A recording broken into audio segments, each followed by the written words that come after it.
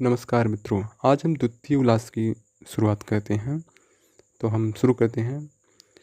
इसके उपरांत करुणा सागर लोक मंगलकारी महादेव जी इस प्रकार देवी पार्वती जी की उक्ति सुनकर यथार्थ तत्व के को कहानी का आरंभ करते हुए श्री सदाशिव जी बोले, हे महाभागे, तुम जगत का हित करने वाली हो। तुमने अत्यंत सुंदर बात पूछी है। पहले किसी ने कभी ऐसा प्रश्न नहीं किया। तुम धन्य हो, सुकृतज्ञ हो। वास्तव में तुम ही कलयुग के जीवों का हित करने वाली हो।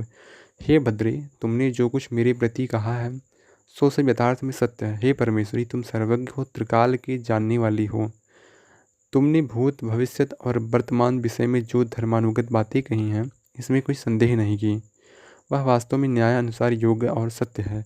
हे सुरेश्वरी, कलिकल्प में ग्रसित दीन भाव को प्राप्त हुए द्विज आदि को पवित्र अपवित्र का विचार नहीं रहेगा। इस कारण वे लोग श्रुति स्मृति और संहिता में कहे कर्म का संपादन करने की किस प्रकार से शुद्ध होंगे। हे प्रिय, मैं सत्य सत्य और फिर सत्य करके सत्य ही कहता हूँ कि कलिकाल में आगम पंथ के सिवाय जीव के छूट कार्य की और दूसरी गति नहीं है। हे शिवे, मैंने पहले श्रुति स्मृति और पुराण आदि में कहा है कि कलयुग में तांत्रिक विधान से पंडित लोग देवताओं की पूजा करें। इस कलिकाल में जो पुरुष आगम की मार्ग को लांघ कर और मार्ग में दौड़ता है, उसको सदगति नहीं मिलती। यह संपूर्ण सत्य है, इसमें कोई संदेह नहीं है। समस्त वेद शास्त्रों में, समस्त पुराणों से, समस्त स्मृतियों से और समस्त संहिताओं से केवल मैं ही प्रतिपाद हुआ हूँ। वास्तविक इस संसार में मेरे सिवाय और कोई प्रभु नहीं है। वेदादि समस्त ग्रंथ मेरे पद को लोक पावन कहकर कीर्तन किया करते हैं। जो लोग मुझसे विमुख हैं वह ब्रह्म हत्या के पाप में लिप्त हैं और घोर पाखंडी हैं। हे देवी, मेरे मत का लंघन करके जो पुरुष कर्म का अनुसरण करता है, उसका वह कर्म निष्फल हो जाता है और कर्म करता भी नरक में पड़ता है। जो मूढ़ मनुष्य मेरे मत को छोड़कर और मत का आश्रय ग्रहण करता है, इसमें कोई संदेह नहीं है कि वह पुरुष ब्रह्मघाती, पितृघाती और स्त्री हत्याकारी होता है। कलिकाल में के मध्य तंत्र में कहे हुए समस्त मंत्र सिद्ध और शीघ्र सिद्धि की देने वाले होते हैं। ये समस्त मंत्र समस्त कर्म और जप यज्ञादि में श्रेष्ठ हैं। जिस प्रकार विषहीन सर्प की अवस्था हो जाती है, वैसे ही इस समय वैदिक मंत्रादि वीर रहित और मृतक तुल्य हो रहे हैं। वे मंत्र सतयुग, त्रेता और द्वापर युग के अधिकार में थे। जिस प्रकार गृह की भीत में खींची हुई चित्र पुतली इंद्रियों से युक्त होने पर भी कार्य के सिद्ध करने का सामर्थ्य नहीं रखते, वैसे ही अवस्था अन्य मंत्रों का है। जिस प्रकार बाज का संग करने से पुत्र की प्राप्ति नहीं होती, वैसे ही और मंत्रों की सहायता के द्वारा कर्म करने से क्रिया सिद्ध नहीं होती। सारा श्रम निरर्थक होता है। जो पुरुष कलिकाल के विष में और शास्त्रों में कहे हुए उपायों से सिद्ध होना चाहते हैं, वह मूढ़ा प्यासा होकर गंगा जी के किनारे कुआं खोदता है। जो मनुष्य मेरे मुख से निकले हुए धर्म की अवहेलना करके अन्य धर्म को ग्रहण करता है, वह पुरुष अपने घर में रखे हुए अमृत को छोड़कर आग के दूध को चाहता है। जिस प्रकार तंत्र में कहा हुआ मार्ग मोक्ष और मुख के लिए उपयोगी है, वैसा मुक्तिदायक और इस लोक तथा परलोक में सुख विधायक दूसरा पंथ दृष्टि नहीं आता।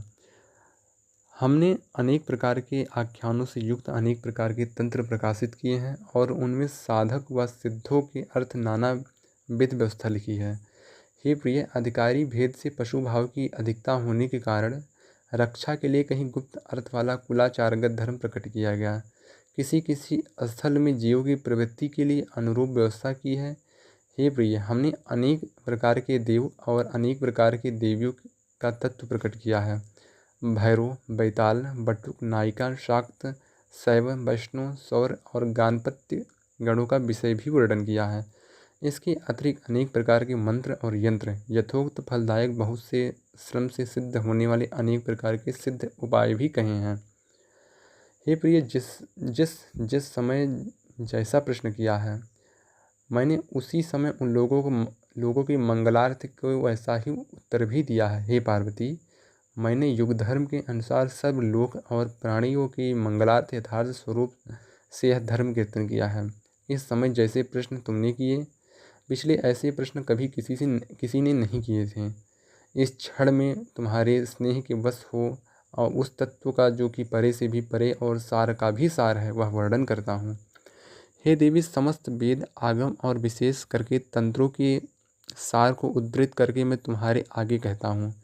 जिस प्रकार मनुष्यों में तांत्रिक पुरुष श्रेष्ठ हैं, जैसे नदियों में गंगा जी बड़ी हैं, जिस प्रकार देवताओं के मध्य में देवताधिपति हूँ, वैसे ही तंत्रों में यह महानिर्वाण तंत्र श्रेष्ठ है। वेद पुराण और बहुत से शास्त्रों का अनुशीलन करने से क्या फल है। हे देवी, जो यह महातंत्र जाना हुआ हो तो समस्त सिद्धियों को प्राप्त करने में बाधा नहीं रहती। देवी, जबकि तुमने जगत के हितार्थ मुझको नियोजित किया है, तब जिससे जगत का हित हो उस विषय को मैं तुमसे कहता हूँ। हे देवी, हे परमेश्वरी, जगत का हित होने पर परमेश्वर प्रसन्न होते हैं, कारण कि वह विश्व के आत्मा स्वरूप हैं और विश्व संसार उनके आश्रय में स्थिर हो रहा है।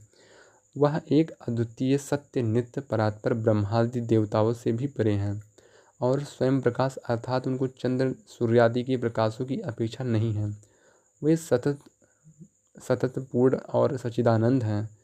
वह निर्विकार, निराधार, आश्रय शून्य, निर्विशेष, स्वगतादि भेद रहित, निराकुल, आकुलता शून्य, गुणातीत, सुखादि, सत्वादि व इनसे भी परे हैं। सर्वसाक्षी, सबके शुभाशुभ काम को साक्षात देने वाले, सर्वात्मा, सर्वद्रष्टा और व्यापक हैं। वह गूढ़ भाव से सर्व प्राणियों में राजमान रहते हैं। वह सर्वव्यापी है और सनातन है। उन्होंने समस्त इंद्रियों और उनकी शक्ति को प्रकाशित किया तो है, परंतु उनकी इंद्रियां नहीं हैं। वह लोकों से परे हैं और सब लोकों के कारण हैं। वह मन और वाणी से नहीं जाने जाते। वे सर्वज्ञ पुरुष सब जानते हैं, परंतु उनको कोई नहीं जान सकता। चराचर सहित यह त्रिलोक मंडल उनके अवलंबन से स्थित हो रहा है। यह अप्रत्यक्ष जगत उसकी अधीनता को नहीं छोड़ सकता। यह अनंत जगत उनकी सत्यता का आश्रय सत्य के समान पृथक भाव से प्रकाशित हो रहा है। उनको हेतुभूत होने से हम इनसे उत्पन्न हुए हैं। वही एक परमेश्वर सर्वभूतों के कारण है। उनसे सृष्टि की है। इस कारण उनका नाम सृष्टिकर्ता और बृहत होने से उनका नाम ब्रह्मा है। हे देवी, विष्णु जी उनकी इच्छा से पालन करते हैं। मैं भी संहार कार्य में नियुक्त हो रहा हूँ। इंद्रादि लोकपालगण भी उनकी आज्ञा के अनुसार चलते हैं। उनकी आज्ञा से वे अपने अपने अधिकार में नियुक्त होकर इस जगत में शासन करते हैं। तुम प्रधान प्रकृति हो, इस कारण तुम त्रिलोकी में पूजित हो। सर्व अंतर्यामी उस ईश्वर के नियोग से जीवगण अपना अपना कर्म किया करते हैं। कोई कभी स्वाधीन भाव से नहीं चल सकता। जिसके भय से वायु प्रवाहित हो रही है, सूर्य भगवान किरणों को फैला रहे हैं, मेघ समय पर जल बरसाते हैं और वन में वृक्ष फूलते हैं, जो प्रबल में निमिषादि काल को भी ग्रास करते हैं, जो मृत्यु और भय के स्वरूप हैं, जो वेदांत वेद यत तत् शब्द से उपलक्षित हैं, जो भगवान हैं। हे देव वंदिते, समस्त देवीगण और ब्रह्मा से आरंभ करके स्तंभ दृढ़ादिक दृढ़ का भाग पर्यत समस्त जगत तन्मय है। उन सर्वेश्वर के परितुष्ट करने से जगत परितुष्ट रहता है और प्रसन्न होने से जगत प्रसन्न होता है। हे देवी, उनकी आराधना से सबकी प्रीत प्राप्त हो जाती है। जिस प्रकार वृक्ष के जड़ सींचने से उसकी शाखा व पत्र बढ़ते हैं, वैसे ही उन परमेश्वर की आराधना से समस्त देवता तृप्ति को प्राप्त हो जाते हैं। हे सुभते प्रिय, तुम्हारी अर्चना करने से, तुम्हारा ध्यान करने से, तुम्हारी पूजा करने से और तुम्हारा जप करने से मातृगण संतुष्ट हो जाते हैं। हे पार्वती, जिस प्रकार नदियाँ अवश्य होकर समुद्र में प्रवेश करती हैं, वैसे ही पूजा ध्यान आदि समस्त कर्म केवल उस एक ईश्वर में पहुँच जाते हैं।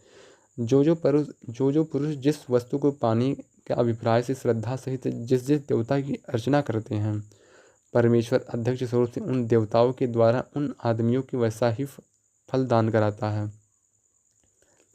हे प्रिय, और अधिक तुमसे मैं क्या कहूँ। संक्षेप से केवल यही कहता हूँ कि उस परमेश्वर का ही ध्यान चाहिए। वही पूज्य है, वही सुखाराध्य है। उनके अतिरिक्त जीव की मुक्ति का दूसरा उपाय नहीं है। शरीर को कष्ट व ईश्वर की आराधना करने से परिश्रम, उपवास, आचार विचार आदि का प्रयोजन नहीं है और ऐसे बहुत उपचारों की भी आवश्यकता नहीं है। हे कुलेशानी, इसकी साधना में दिक् व काल की विचार का प्रयोजन नहीं है। मुद्रा व न्यास की भी आवश्यकता नहीं। अतएव उन परमेश्वर के सिवाय किसी दूसरे का आश्रय और कौन ग्रहण करता है। इस प्रकार दूसरा उल्लास पूर्ण हुआ। धन्यवाद।